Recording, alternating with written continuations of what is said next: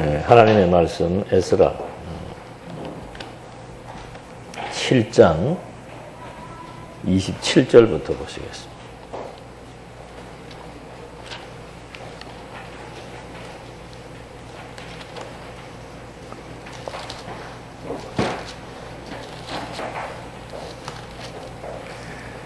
에스라 7장 27절.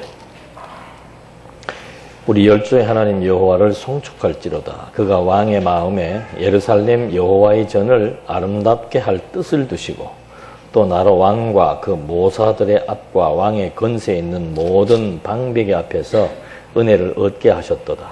나의 하나님 여호와의 손이 나의 위에 있으므로 내가 힘을 얻어 이스라엘 중에 두목을 모아 나와 함께 올라오게 하였다.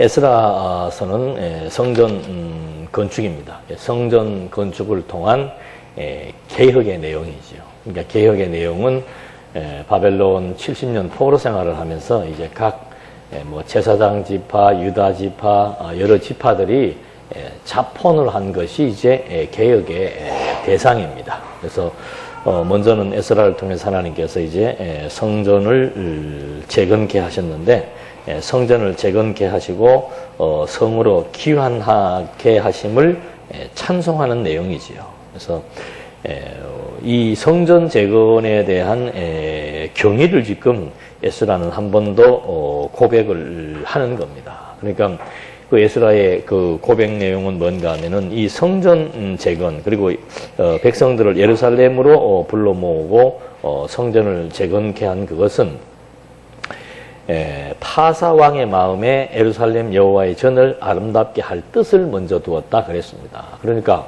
우리 예수 믿는 사람들은 가끔 우리도 그런 그 딜레마에 빠질 때가 있습니다만은, 하나님은 꼭 교회만 주관해 나가시고 예수 믿는 사람들만 주관해 나가시고 그렇게 아주 부분적으로 생각할 경우가 있습니다만은, 하나님은 믿는 사람이든 믿지 않는 사람이든 대한민국이든 또 남쪽이든 북쪽이든 전 세계 모든 열방과 민족을 중심은 뭐냐? 중심은 하나님의 교회지요.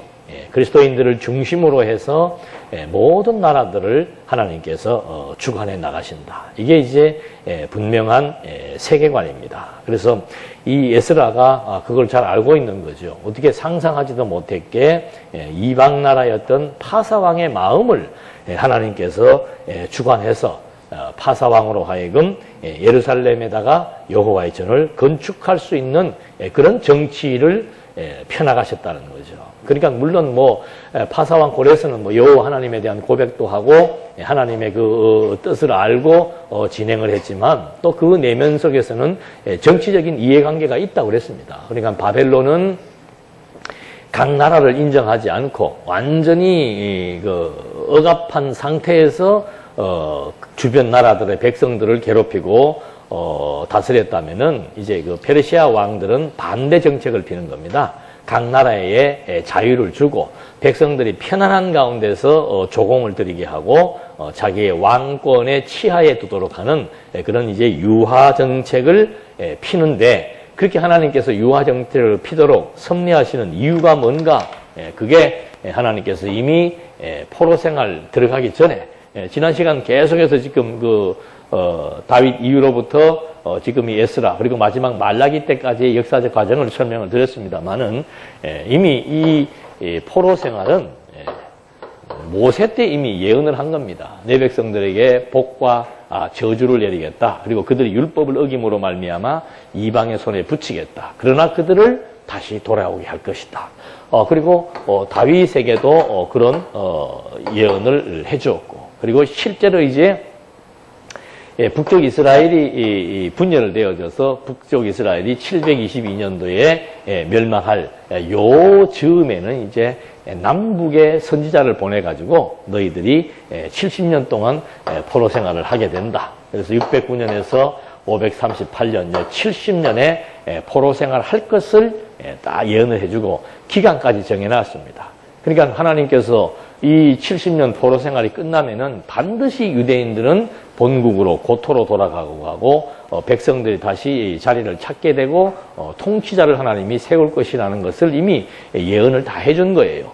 근데 그 예언대로 이제 538년에 파사왕 고레스의 마음을 움직여야 될 거 아닙니까?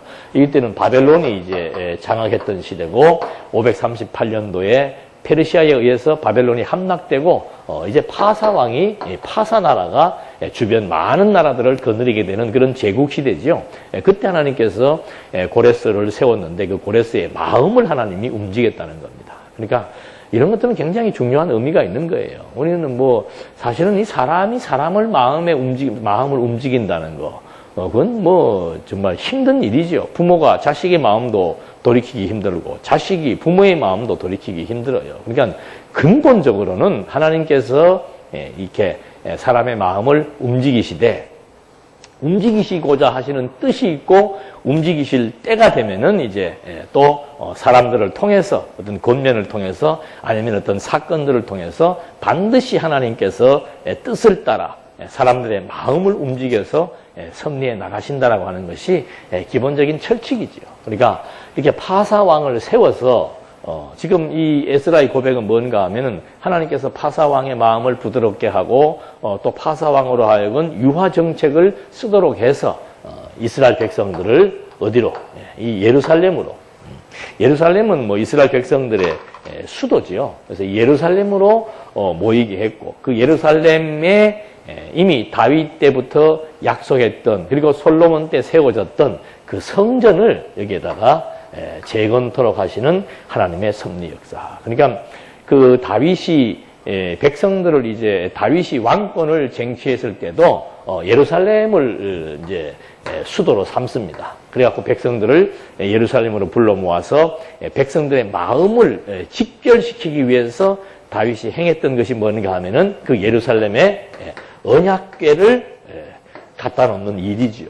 그러니까 이건 굉장히 중요한 의의가 있는 거예요. 그러니까 이때는 성전이 없었기 때문에 언약궤라고 하는 것은 하나님이 함께 한다는 것이고 지금 하나님께서 여기에 임재해 있다라고 하는 것에 대한 하나의 증표입니다. 그러니까 왕이 되었을 때 우리나라 대통령 보십시오. 누구든지 마찬가지입니다. 대통령이 되기 직전이나 대통령이 되고 난 직후에 제일 먼저 가서 만나는 데가 누구예요? 어디예요? 미국 가가지고 미국 대통령을 만나고 오는 겁니다. 그게 뭔가? 미국 대통령으로부터 일종의 내가 대한민국 대통령으로 되었다라고 하는 승인을 얻는 거예요. 그건 약소국이기 때문에 어쩔 수 없는 거죠. 근데 지금 이 다윗은 나라를 세웠습니다. 나라를 세웠고 이제 백성들을 집결해야 되는데 백성들 앞에서 내가 하나님이 세운 왕이라고 하는 것에 대한 증거로서 세울 수 있는 다윗을 왕으로 인정해 줄 수 있는 유일한 방편이 뭔가 하면은 언약궤였어요. 그러니까 언약궤, 이게 지금 저기 블레셋 땅에 있던 거 아닙니까? 그 언약궤 때문에 얼마나 우여곡절이 많았어요. 블레셋 땅에다가 언약궤 놔두니까는 막 전염병이 돌아가지고 뭐 확실한지는 모르겠습니다만 역사학자들이 그래요. 여러분 언약궤가 얼마 정도 나갈 것 같아요? 금액을 얘기하니까 눈이 커지네. 350억 정도 나간다 그럽니다. 근데 크기는 이만해요. 이 정도 되는데 높이는 뭐 이 정도 되겠죠. 여기 큰 이 천사 날개가 이렇게 두 개가 있는데 화려한, 여러분 한번 생각해 보시죠. 그게 전부 황금이에요, 황금. 예? 황금으로 만든 약 한 350억 나가는 것이 지금 그 블레셋 사람들이 그거 탐나겠죠? 그것은 유대인들의 신에 대한 상징입니다. 그러니까 블레셋 사람들이 전쟁에 이기니까 그 언약궤를 갖다가 자기네 그 신상이 있는 데다 갖다 놓고, 그 신상 이름이 잘 생각이 안 나네? 예? 그 신 밑에다가 언약궤를 갖다 놓은 거예요. 그러니까는 꼴이 어떻게 되는 거예요? 이 신을 지금 지배하는 그런 상극으로, 위치로 딱 갖다 놓는 거죠. 근데 아침에 다곤신. 아침에 일어나니까 다곤 신상의 목이 어떻게 돼버려요? 부러져 버린 거예요. 그리고는 그걸로 끝나는 게 아니고 그 지역에 전염병이 돌기 시작한 겁니다. 그러니까 아이고 이거 우한이 왔구나 해가지고는 백성들에게 결의를 물어가지고는 이 언약궤를 이제 다른 곳으로 어떻게 하는 거예요? 이동시키려고 하는 거죠. 이동시키는데 그래도 혹시 모르잖아요. 우연히 다곤신의 모가지가 부러졌는지 우연히 전염병이 돌았는지 아니면 진짜 언약궤 위에 임재해 계시는 야훼 신이 그렇게 한 건지를 모르니까 블레셋 사람들이 백성들을 다 모아놓고는 뭐라고 얘기를 하는가 하면은 뭐예요, 이거. 이 멍에를 메어보지 않은 암소, 2년 된 암소 딱 갖다 놓고서는 거기에다가 언약궤를 실어 놓은 거예요. 그리고 새끼를 저쪽에 놔둔 겁니다. 그러면 상식적으로 짐승이 새끼 쪽으로 가고 이걸 안 메어봤기 때문에 이걸 메어가지고 어디로 가야 될지를 몰라요. 그런데 딱 그걸 해놓고서는 많은 사람들 보는 앞에서 만약에 이 암소가 저쪽이나 이쪽으로 가지 않고 베세메스로 향한다면은 그건 그대로 이제 유대인 야훼의 역사인 것으로 믿고 글로 돌려보내겠다라고 해서 온 유대인과 블레셋 이방 사람들이 다 지켜보고 있는 거 아닙니까?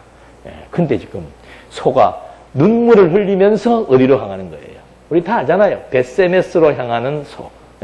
눈물을 흘리면서 새끼한테 가지 않고 베세메스로 향하는 거죠. 그게 하나님이 지금 함께하고 있다는 것을 유대인들과 이방인 만방에게 보여주는 증거예요.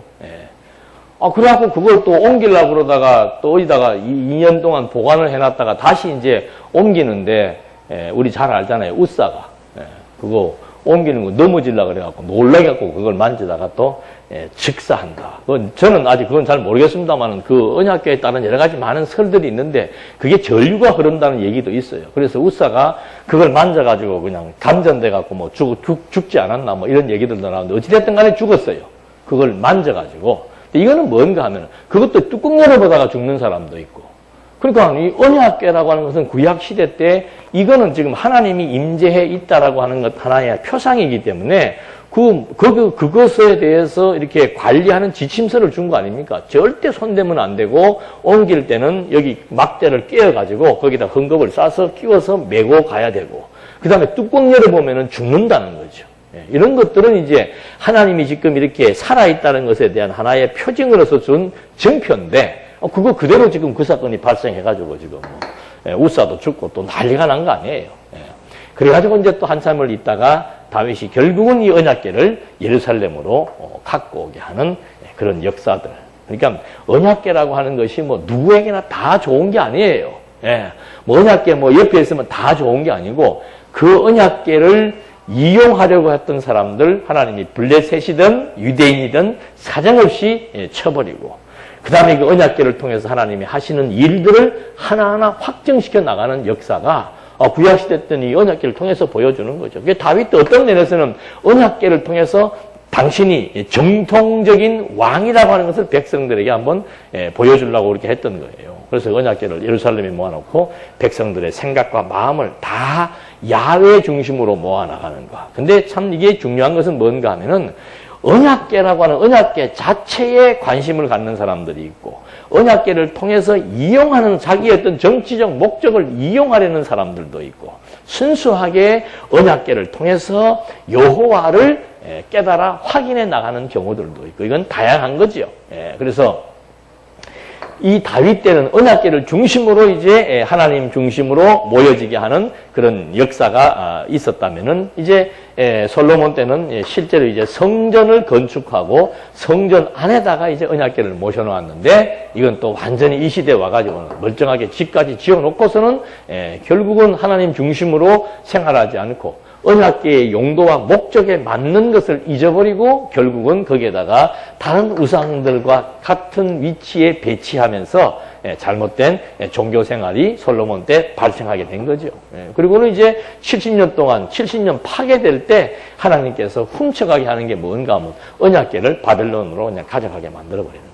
이런 언약궤를 중심으로 해서 많은 일들이 벌어졌는데 이제 예루살렘의 성전 우여곡절 끝에 20년 동안 중단되었던 성전 공사를 재건하게 해놓고 거기에서 다시 언약궤를 중심으로 그리고 율법을 중심으로 백성들이 모여서 이 모든 역사가 하나님의 뜻에 의한 역사구나. 블레셋 또는 뭐 아수르 그리고 바벨론 파사 이 모든 왕들의 마음을 적절한 시기와 목적에 맞도록 하나님이 움직이고 섭리해 나가신다. 그래서 결국은 이런 일련의 사건들의 목적은 뭔가?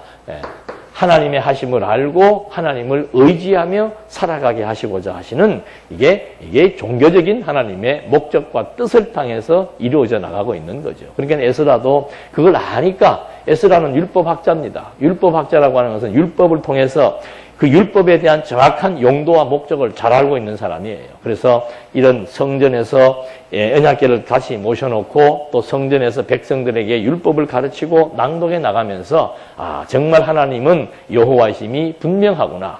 파사왕 고레스의 마음도 하나님이 움직여서 이렇게 아름답게 할 뜻을 두었고 또 28절 나로 왕과 그 모사들의 앞과 왕의 권세에 있는 모든 방백의 앞에서 은혜를 얻게 하였다. 그러니까 파사왕 고레스가 이제 에스라의 파사왕이 에스라를 율법사인데 에스라를 인정을 해서 에스라 중심으로 또 2차로 백성들을 돌아가게도 하고 또 에스라를 중심으로 성전을 재건하는 일을 하게도 한 이런 은혜를 얻게 했다. 그래서 나의 하나님 여호와의 손이 나의 위에 있으므로 내가 힘을 얻어 이스라엘 중에 두목을 모아 나와 함께 올라오게 하였느라. 그러니까 여러 사람들이 또 귀환을 하게 할 때 하나님께서 이제 이 에스라와 함께 해서 에스라로 하여금 여호와가 함께 하심에 의해서 힘을 얻는다는 거죠. 그러니까 우리는 이 기운, 힘이라고 하는 것은 기 아니에요.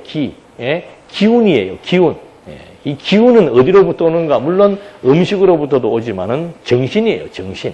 그러니까 에스라가 이런 그 위기적인 상황 속에서 흔들리지 않고 끝까지 하나님이 함께 하신다는 사실을 아니까 그 여호와가 나와 함께 한다는 그것이 나의 힘이다 이 말입니다. 내 삶의 저력이고 근간이다 이거죠. 그래서 우리가 하나님을 배우고 하나님을 의지하게 되는 것이고 하나님의 이 섭리의 역사의 과정을 공부하는 이유도 이거 정말 세상살이가 만만치 않죠. 그런데 많은 사람들은 이 세상에 보이는 것만 보니까 나타난 것만 보니까 나타난 힘의 작용만 보니까는 때로는 경제적인 재물을 의지하게도 되고 사람을 의지하게 되고 때로는 여건에 함몰되기도 하고 또 어떤 사람들은 그냥 이렇게 잡신들을 의지하게 되고 어제도 보니까 어떤 심리한 사람이 그 얘기를 해. 무당들이나 이런 사람들도 신기가 길어야 2, 3년밖에 안 간대요. 나머지는 그냥 다 이렇게 대충대충 그 형식 따라 하는 건데 그 무당하는 말에 한번 걸려들기 시작하면은 못질도 마음대로 못 한다 그래요. 못질도. 그만큼 사람이 약한 거예요. 그러니까 힘이 없는 거죠. 근데 여호와가 어떤 분이신 줄 알면은 모든 것으로부터 구속받거나 억압받거나 위축되지 않는 겁니다. 정말 여호와 하나님에 대한 그 확신. 그래서 그 골로새서도 보니까는 계속해서 이 초대교회 네로 황제의 그 탄압 그리고 그 폭고 그리고 엄청난 시련 가운데 있을 때 골로새에 있는 성도들에게 바울이 편지를 써서 힘을 얻게 하는 유일한 방책은 뭔가? 그리스도가 누구이냐 그거 얘기해 주는 겁니다. 왜 예수가 그리스도이시며 하나님의 아들인가? 그분은 도대체 어떤 분인가? 그분의 정체성은 뭐냐? 그분이 어떻게 이 우주와 만물을 섭리해 나가시는가? 그래서 그분이 만물보다 먼저 계셨고 만물을 직접 지배하시고 당신의 능력과 뜻으로 이 모든 우주와 만물을 충만케 하시고 그래서 그분은 만물의 으뜸이다. 우리는 그의 뭐예요? 지체요, 그의 종이요, 그의 자녀라. 이게 이제 정확한 그리스도와 교회와의 관계 정립을 시켜줌으로써 내 존재 가치가 나의 정체성이 그리고 내가 믿고 있는 믿음의 대상인 그리스도가 어떤 분이라고 하는 사실을 알게 되니까 그분을 의지함으로 말미암아 주어지는 저력, 힘, 에너지 이것이 초대교회 성도들로 하여금 견고한 믿음을 가지고 살아가게 하신다는 말씀을 해주신 것과 일맥상통한 얘기들이죠. 그러니까 에스라의 고백도 똑같은 고백이에요. 여호와가 내 머리 위에 계신다. 나와 함께 계신다. 나를 붙들고 계신다. 이것이 나의 힘이요. 그 힘이 결국은 신앙이란 말을 해주는 거예요. 그러니까 여러분 우리가 이 하나님 믿고 산다는 거 이게 무슨 구조 이런 어떤 성경적 구조나 원리 이런 것으로 끝나는 게 아니에요. 그러니까 요즘에 구조라고 하는 것은 굉장히 중요하죠. 왜 구조가 중요한가? 성경을 이렇게 보는 가이드 역할을 해주기 때문에 중요한 거예요. 그러니까 언약과 성취라고 하는 것은 뭔가? 성경의 기본적인 골격을 말해주는 겁니다. 언약과 성취라고 하는 것은. 근데 사람들이 어떻게 착각을 하는가? 언약과 성취라고 하는 성경의 기본적인 골격 아는 것이 내가 지금 여호와를 믿는 것으로 착각을 해요. 아니에요. 예. 여호와에 대한 골격 아는 것은 늘 그러잖아요. 우리보다 10대, 20대가 훨씬 빨리 외운다고. 훨씬 빨리 습득한다고. 근데 그거는 언약과 성취라고 하는 성경 자체가 가지고 있는 구조입니다. 그 구조를 통해서 흘러가는 내면 뭔가? 그게 하나님의 나라예요. 그 하나님의 나라를 누구를 통해서 완성해 나가시는가? 그게 그리스도를 통해서 완성하는 거죠. 이래서 이 세 가지 원리와 내용과 방법이 일체로 움직여져서 최종적 궁극적 목적은 뭔가? 이런 원리에 의해서 이런 내용의 흐름을 파악을 하고 이것이 누구를 통해서 이루어진다는 사실을 확인함으로 말미암아 하나님이 정말 살아 존재하시는구나. 그분이 나하고 어떤 관계가 있으며 그분의 어떠한 능력과 권세에 의해서 이 피조 세계가 어떻게 다스려져 나간다. 이것까지를 총합적으로 이해가 되어야 거기에서 신앙이 형성되게 돼 있는 겁니다. 그러니까 착각들을 하시는 분들이 많아. 내가 지금 뭐 성경의 구조를 많이 안다. 성경의 흐름을 내가 지금 깨뜨리고 있다. 그렇다고 해서 그 사람의 신앙이 좋다. 그건 아니에요. 그래서 야고보도 그러고 예수님도 그러고 계속해서 신앙을 점검할 때 뭐라고 얘기하는가? 그 사람의 신앙이라고 하는 것은 그 사람이 가지고 있는 믿음의 행위에 의해서 그대로 판별되고 표현되게 되어 있는 것이다. 신앙이라고 하는 것은 뭔가? 반드시 내면에 내가 하나님을 믿는 것만큼, 의지하는 것만큼, 의지하는 여러 가지 많은 위축된 상황, 어려움, 고통, 질병, 이런 위기 속에서도 전혀 흔들리지 않고 당당한 당신의 태도와 삶, 이거를 통해서 신앙이 표출된다는 거죠. 그래서 성경에서도 아는 것과 믿는 것이라고 얘기해 주는 거예요. 아는 건 뭔가? 성경의 구조에 대해서 여러 가지 많은 이런 것들을 통해서 알 수가 있죠. 그러나 그것이 믿어지는 것하고는 다른 거예요. 하나님에 대해서 무당도 알아요. 파사왕 고레스도 알고, 블레셋 사람들도 여호와의 신에 대해서 압니까? 모릅니까? 알아요. 왜? 이거 한번 잘못 갖다 놨다가 지금 온 사람들이 수만 명이 죽어나가는 걸 봤을 때 여호와 신이 있다, 없다. 그 정도는 알죠. 그래서 아는 것과 믿는 것이라고 하는 것은 어떻게 보면 물론 아는 만큼 믿어진다는 원리로 봤을 때는 하나인데 그 아는 것, 무엇을 어떻게 알고 있느냐에 따라서 그것이 내 믿음으로 바뀔 수도 있고 바뀌지 않을 수도 있다라고 하는 거. 그래서 우리가 형식적으로는 우리 교회도 과거에도 많이 그랬죠. 형식적으로 안수집사, 권사, 장로를 피택하기 위해서는 성도대학, 신학원을 공부해. 왜? 그건 기본이에요, 기본. 그래야 무슨 대화의 내용이 될 거 아니에요. 대화의 내용이. 성경을 보는 관점이 같아야 되고, 성경을 해석하는 기준이 같아야 되고, 성경 해석의 결과가 같아야 되고, 그래서 하나님이 어떤 분이신지에 대해서 정확한 인지가 필요하다라고 하는 것에 의해서 어떤 이 피조의 세계에 살고 있으니까 여기에서 필요한 여러 가지 많은 조건과 또는 어떤 규모와 이런 것들을 가지고 이제 어느 정도 평가를 해나갈 수밖에 없는데 가장 핵심적인 것은 뭔가? 이런 원리와 내용과 방법들을 통해서 하나님의 살아계심을 알고 믿어지는 이 신앙에 의해서 확실한 내 삶의 태도는 달라지게 돼 있다는 거죠. 그래서 여기서 지금 그 에스라가 그런 고백을, 이 신앙적 고백을 하는 겁니다. 이거 정말 우리의 힘으로서는 해방되기도 힘들었는데 하나님의 약속대로 해방되었고, 우리의 능력으로서는 도저히 본국으로 돌아가거나 성전을 재건할 수가 없었는데도 불구하고 20년 동안의 방해 공작이 있었음에도 불구하고 하나님께서 끝내 성전을 재건하게 하셨다. 이건 돌아보니까 정말 하나님이 우리와 함께한 결과이다. 그래서 하나님이 내 머리에 손을 얹고 나를 인도하신다는 것에 대한 신앙 고백을 지금 하나하나 여기서 해주고 있는 겁니다. 그러면서 이제 8장 1절로 넘어갑니다. 거기에서는 에스라와 함께 올라온 족장과 백성들에 대한 계보가 소개되고 있다 그랬죠. 명단 소개입니다. 명단 소개. 이 명단 소개를 한다는 것은 하나님의 약속에 대한 하나의 역사적인 증거예요. 하나님이 돌아오게 하시겠다고 약속하시더니 정말 바벨론에서 돌아온 족장들에 대한 계보를 8장 1절로부터 14절까지의 말씀에서 해주고 있습니다. 8장 1절 한번 볼까요? 아닥사스다 왕이 위에 있을 때 나와 함께 바벨론에서 올라온 족장들과 그들의 보게가 이러하니라.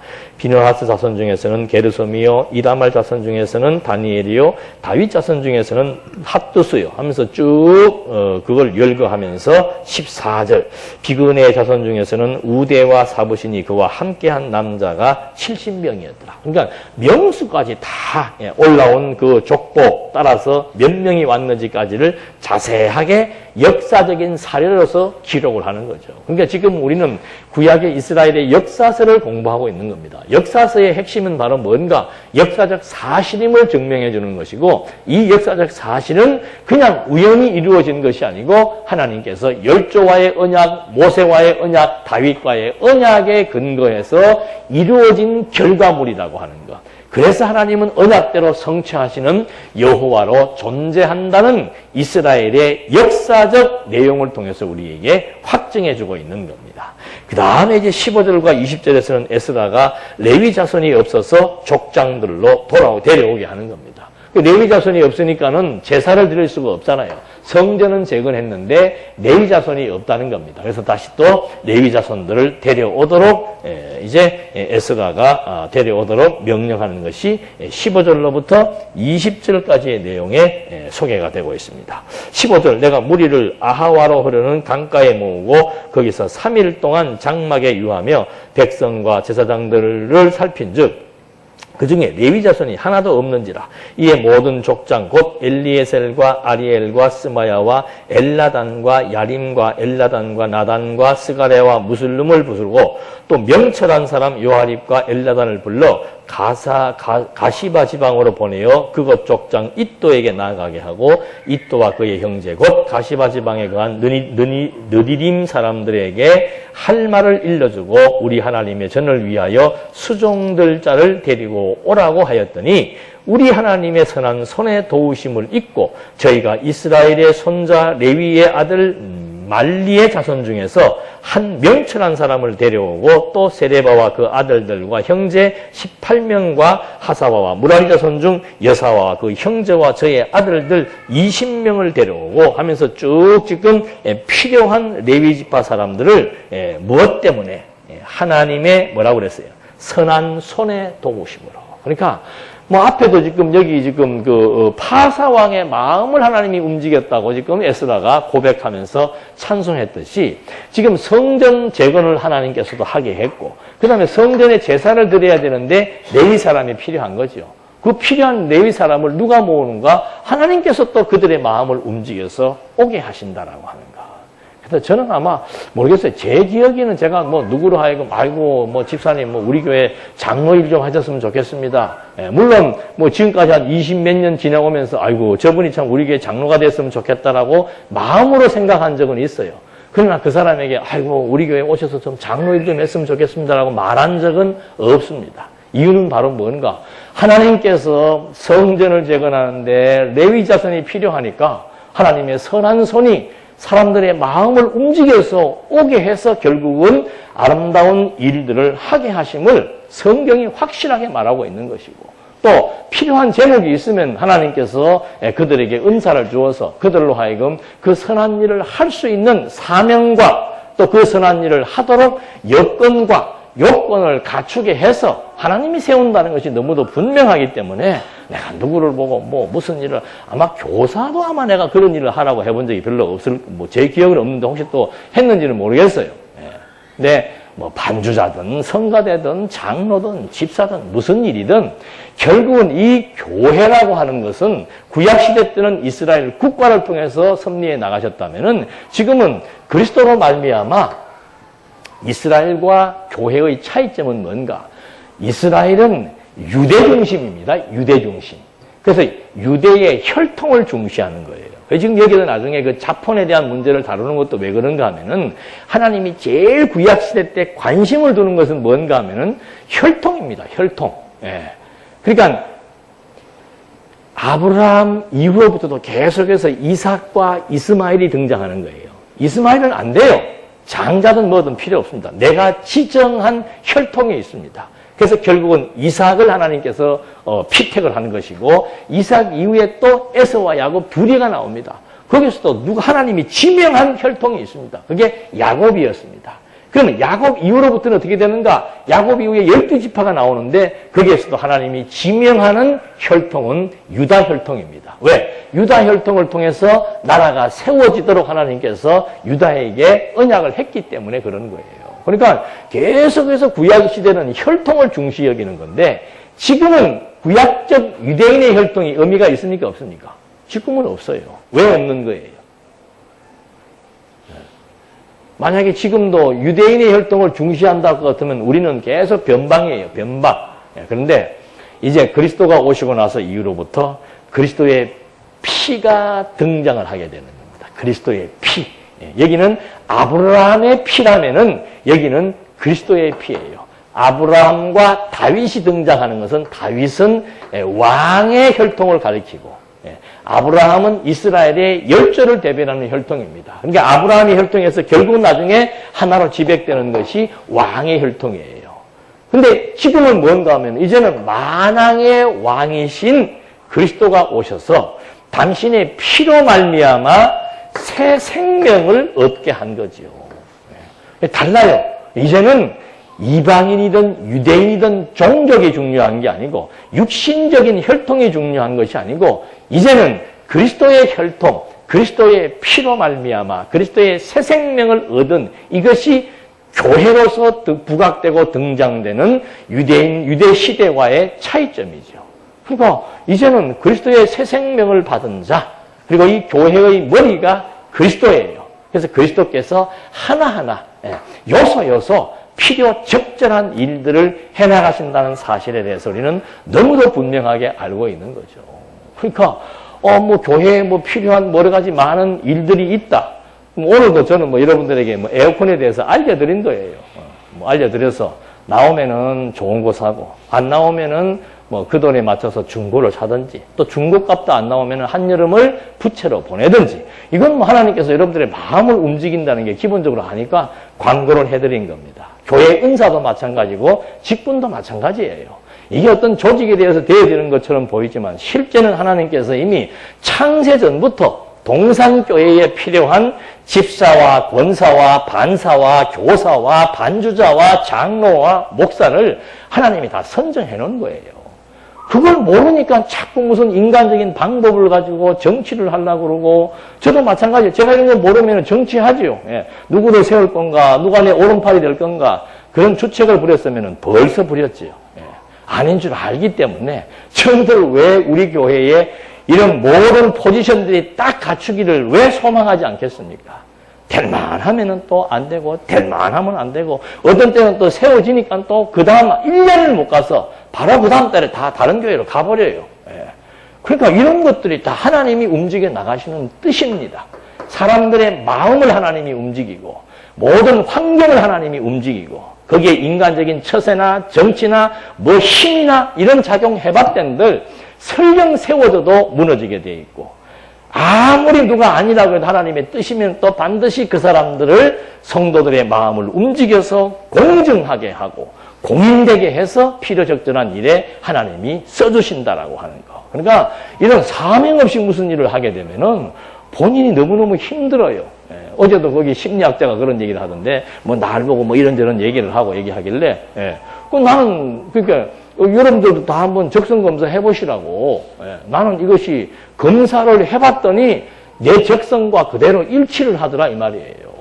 그럼 일치가 안 되면은 나는 힘들겠어요? 안 힘들겠어요? 피곤한 거예요. 이것이 내 사명과 내 적성과 은사에 따라서 하는 일이 아니고 내가 무슨 인위적으로 먹고 살기 위해서 명예를 얻기 위해서 성공하기 위해서 했다면은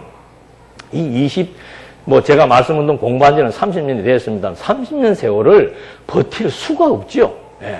이게 무슨 진짜 인기가 따르고 명예가 따르고 돈이 따르는 것 같으면 고생이 돼도 내가 한 5년만 참자, 10년만 참자, 10년 뒤에 나는 무엇이 될 것이다 해가지고 했다면은 모르지만은 아마 10년 뒤에 내가 무엇이 될 것이라 했으면은 아직도 무엇이 안 됐기 때문에 벌써 보따리 싸서 그만뒀을 거예요.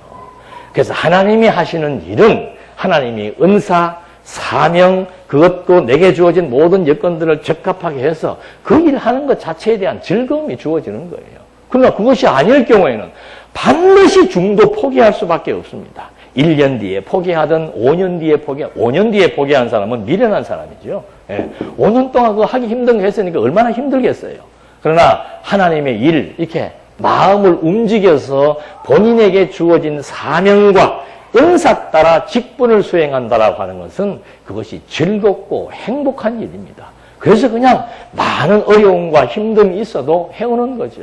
저는 그 사도 바울의 마지막 유언의 말씀을 참 좋아합니다. 그래서 웬만한 제가 잘 아시는 분들이나 이렇게 봐서 믿음으로 사시다가 돌아봐 주시는 데 가면은 꼭 잊어버리지 않고 마지막 사도 바울의 유언과 같은 말씀을 장례식 때 하지요. 이 지난주간도 장례식에 한번 갔다 왔어요. 가서 그때도 그분은 94세인데 권사님으로 돌아가셨고 자제분들이 5남 4년대 그중에 뭐 목사, 장로, 권사, 집사 다 있는 거예요. 그럼 뭐 보나 안 보나 그분의 내가 양력을 안 봐도 이분은 믿음으로 사셨구나. 그래서 생각해낸 것이 바울이 한 말대로 나는 선한 싸움을 다 싸우고 하나님이 내게 정해준 달려갈 길을 다 달리고 그리고 마지막에 뭐예요? 믿음을 지켰노라.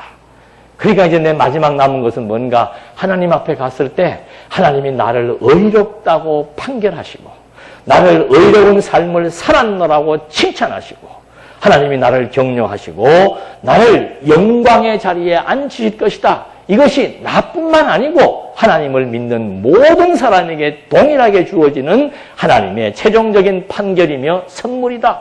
이 말을 조금 이제 듣는 사람이 뭐 감동했던 모양이죠. 상주가 와가지고 아이고 목사님 오늘 참 부흥에 감사합니다. 그래도 그 말은 뭐 유머스럽게 한 얘기겠죠. 뭐 제가 그래서 뭐 상가집 가서 부흥회를 했겠어요. 너무도 분명한 거죠. 아니 94년 세월 동안 하나님에 대한 확신이 없고 하나님을 믿는 것이 내게 힘이 안 되고 하나님을 경외하는 것이 내게 행복이 아니라면은 어떻게 94년의 세월을 견디고 이기고 소망 가운데 살 수 있습니까? 불가능한 얘기예요. 우리 모두도 마찬가지입니다. 하나님이 내게 주신 직분이 있고 나로 하여금 은사를 주었을 때 그것이 하나님에 대한 확신과 하나님에 대한 소망과 진리에 대한 열정이 없이는 그 길을 20년이고 30년이고 걸어갈 수가 없는 거죠. 그래서 정말 하나님이 우리와 함께해서 에스라의 고백이 그 고백입니다. 하나님이 지금 나와 함께해서 이긴 이 레위인들이 필요한데 그 사람들 필요한 만큼 숫자만큼 하나님이 그 사람들을 감동시켜서 지금 본국으로 귀환하게 해 이 성전에서 제사를 드릴 수 있도록 하나님의 섭리를 지금 레위 사람들을 통해서도 한 번 더 경험하게 하는 겁니다. 그러면서 21절에 한번 볼까요? 때에 내가 아하와 강가에서 금식을 선포하고 우리 하나님 앞에서 스스로 겸비하며 우리와 어린 것과 모든 소유를 위하여 평탄한 길을 그에게 간구하였으니 이는 우리가 전에 왕에게 고하기를 우리 하나님의 손이 자기를 찾는 모든 자에게 선을 베푸시고 자기를 배반하는 모든 자에게는 권능과 진노를 베푸신다 하였으므로 길에서 적군을 막고 우리를 도울 보병과 마병을 왕에게 구하기를 부끄러워하였음이니라. 그러므로 우리가 이를 위하여 금식하며 우리 하나님께 간구하였더니 그 응답하심을 입었느니라. 그러니까 에스라와 일왕은 왕에게 호위병을 부탁하지 않았습니다. 여러분 이 파사라고 하는 지역에서 지금 올 때 다 이 금부치 이런 것들을 갖고 와야 돼요. 그래야 나중에 성전에서 재건하게 되고 또 성전에 필요했던 기명들이 거의가 금입니다. 그런 것들을 들고 오는데 중간에 반드시 마적대나 적군들이 나타나서 자기네들의 이 금을 탈취당할 수 있는 거죠. 그럼에도 불구하고 그들은 호위병을 부탁하지 않았고 도리어 하나님이 선한 길을 인도하신다는 것에 대한 확신 때문에 하나님 앞에서 기도했다라고 얘기하는 내용이 소개되고 있는 거죠. 그러니까 사람과 환경을 의지하는 것처럼 약한 존재는 없는 겁니다. 안 되는 것처럼 보이지만은 하나님이 우리와 함께 하신다는 거죠. 어그러질로 가는 것처럼 보이지만은 하나님이 함께 하신다는 겁니다. 무너질 것처럼 보이고 없어질 것처럼 보이고 파괴될 것처럼 보이지만은 예. 그래서 제가 지금 이번에 청주장로교에서도 가면은 저도 마음이 참 아파요. 예. 한번 상상을 해보십시오. 120명의 교회가 가득하고 막 발박을 했었는데 다 떠나고 15명에서 20명 정도 남아가지고 그것도 목회자도 없이 동영상으로 우리는 뭐 한 달에 한 번, 두 번 볼 때도 교인들이 그렇게 안 나오더만요. 그런 거는 그렇게 하면 안 돼요. 뭐 아까 어느 분도 기도할 때 목사 사람 중심으로 모이는 거 아니라면서 사람 중심으로 하는 거 아니에요. 있건 없건 상관없이 정말 우리가 하나님을 의지하고 경외하며 사는 건데 그런 여건에 움직이면 안 되는 거죠. 청주장로교 같은 경우도 목회자가 없으니까 얼마나 자기들끼리 물론 여러 가지 많은 일도 해나갈 수 있겠지만은 힘이 없는 거죠. 자기들끼리 모여서 계속해서. 동영상 틀어놓고 매주 그렇게 예배를 드리고 말씀을 듣고 하다가 나중에 그러더라고. 아이고, 그래도 목사님 매주마다 보는데, 근데 실물로 보고 강의 듣는 거는 완전히 분위기가 다르네요. 미안하죠. 그런 말 들으면. 그래서 그때 그런 말씀이 생각이 났어요. 요한계시록에 보면은 빌라델피아 교회를 향해서 하나님이 칭찬하는 게 있습니다. 무슨 칭찬하겠어요? 빌라델피아 교회도 초대교회에 있는, 그 아시아에 있는 교회들 규모 큰 교회 별로 없습니다. 에베소 교회나 조금 클까? 거의 다가 가정교회 수준이에요. 10명, 10명, 20명, 30명. 그리고 지금 우리처럼 와서 마음 놓고 밥에 먹고 마음 놓고 얘기하고 하는 게 아니고, 끼니를 거르는 게 부직이 있습니다. 끼니를 거르는 게. 그리고 와서 모이면은, 아이고, 어저께 아무개 집사님이 잡혀갔대. 아무개 권사님이 잡혀가서 지금 고문 맞다가 죽었대. 이런 소식을 접하면서 살던 그런 시대였어요. 근데 성령께서 요한계시록을 쓰게 한 요한에게 나타나셔서 그리스도가 칭찬해주는 말이 뭔가? 빌라델피아에 있는 교회들이요. 너희들이 규모는 작고 약하고 나약 힘이 없는 그런 교회처럼 보였지만은 너희들은 그래도 무엇을 지켰다? 진리를 지켰다. 그게 하나님의 칭찬입니다. 아이고, 하나님께서 우리같이 이렇게 약한 교회를 통해서 무슨 일을 하실까? 우리 교회는 왜 이럴까? 얼마나 실망하고 낙심했겠습니까? 10명 자기들끼리 모여서 그 속에서도 또 하나도 안 돼요. 참 그런 것들이 안타깝죠.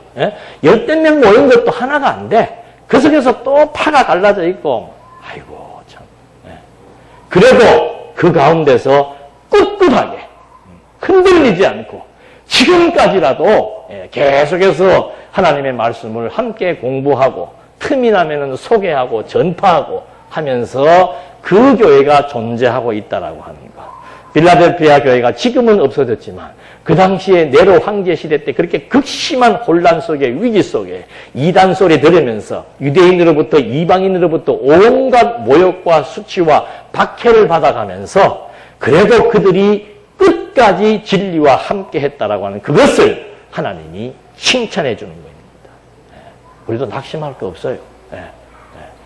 좌절할 것도 없고 우리 개개인들이 정말 하나님 앞에서 하나님에 대한 확신 갖고 믿음을 지키면서 우리에게 주신 이 진리의 말씀을 어떻게 해서든지 오고 오는 세대들에게 계승해주고 저 변방에 있는 나라들에게 복음적 변방이지요. 중국과 인도와 아프가니스탄과 이란 중동 지역을 향해서 이 진리의 말씀을 전파하는 일에 각자 주어진 은사를 따라서 거기에 마음이 모이는 게 중요한 거예요. 마음이 모이는 게.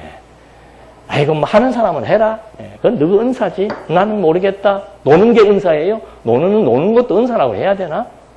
그런 건 아니죠. 뜻과 마음이 하나로 모아져서 진리를 위해서 하나님의 영광을 위해서 함께 수고할 수 있다라고 하는 거. 거기에 인간적인 요소들은 다 배제가 돼야 되는 거예요. 흠없는 인간이 어디가 있고 실수하지 않는 인간이 어디가 있습니까?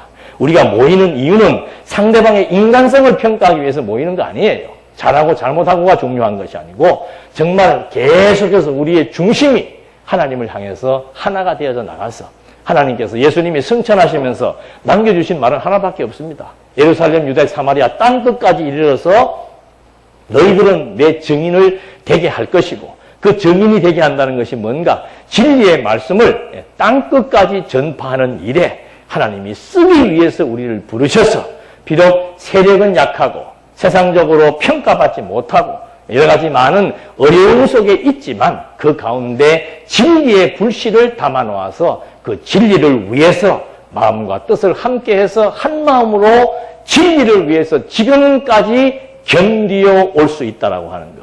이것이 우리 육신의 생명을 다하는 그 순간까지 하나님께서 우리를 바라보시며 우리들로 하여금 하게 하시는 핵심적 사역이라고 하는 것을 우리는 또 한 번 확인해 볼 수 있는 거죠. 무엇을 위해 살 것인가? 내가 무엇을 위해 살 것인가? 어떤 어려움과 힘든 여건과 좋지 않은 환경들이 주어져도 나는 무엇을 위해서 끝까지 살 것인가? 그 무엇을 가지고 사는 사람은 행복한 사람입니다. 그런 사람은 집념이 있는 거예요. 그것이 없기 때문에 자꾸 무슨 환경적인 요인에 따라서 흔들리고 조금만 옆에서 무슨 일이 있으면 그쪽 가서 끼웃거리고 저기 가서 끼웃거리고 확신이 없어서 그런 거죠. 무엇을 위해 살 것인가? 하나님이 왜 우리에게 이 진리를 주셨을까? 그거 하나만 기억하신다면은 정말 오늘 내게 주어진 그 여건, 환경, 여러 가지 많은 것들이 장애물이 될 수 없는 거죠. 바쁜 것도 장애물이 될 수 없고 내가 약한 것도 장애물이 될 수 없고 어려운 것도 장애물이 안 돼요. 그 모든 것들은 결국은 하나를 위한 가치를 위해서 우리를 하나님께서 연단하고 인도해 나가신다는 사실, 이거 하나 명심하면서 이스라엘 백성들 이렇게 70년의 포로 생활이라고 하는 참혹하고 비참한 그런 어려움 속에서 이들을 견디게 했고 끝내 이들에게 하나님께서 성전을 건축하고 제사를 드리게 하시면서 하나님은 언약대로 이루시는 여호와라고 하는 확신을 갖게 하시는 내용들 점검해 본 것입니다. 기도하시겠습니다. 은혜와 사랑이 풍성하신 하나님 아버지, 구약시대나 지금 이 시대나 하나님의 뜻은 일관됩니다. 오늘 우리를 향하신 하나님의 뜻은 우리 모두가 진리를 중심으로 진리와 함께 모든 것을 견디고 이기며 바라며 살아갈 수 있도록 섭리하심이 있다는 사실 다시 한번 확인해 보면서 하나님 저희에게 담아주신 너무도 소중한 보화 같은 진리, 이것이 우리를 살게 했고 이것이 우리를 살아가게 했고 이것이 우리의 의미가 되게 했습니다. 끝까지 진리와 함께 할 수 있도록 우리에게 지혜와 명철을 허락해 주셔서 우리의 삶이 의미 있도록 인도해 주시옵소서. 예수님의 이름으로 기도드립니다. 아멘.